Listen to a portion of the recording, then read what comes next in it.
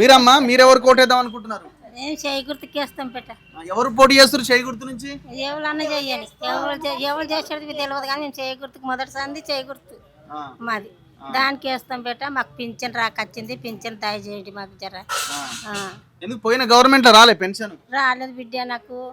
నేను రాపించుకోండి మొన్న రాపిచ్చి ఆఫీసులు ఇచ్చి వచ్చినా కానీ ఇంకా ఏం లేదు. మరి 4 నెలలు ఇచ్చి రాలేదు బిడ్డ. అదొక్కటి నాకు శాతగంతాన్ని చేస్తే ఇంత చానీలు తాగుతాను. ఒక ఇల్లు లేదు ఇక్కడ, ఏం లేదు, కిరాయికున్నాం మేము. ఏ ఊరు నుంచి వచ్చారు మీరు? హైదరాబాద్ నుంచి వచ్చినాం. ఎన్నేళ్ళు అవుతుంది వచ్చి? మరి 10-15 సంవత్సరాలు అవుతుంది. అవి కానీ ఇల్లు రాలేదు, మాకేం రాలేదు.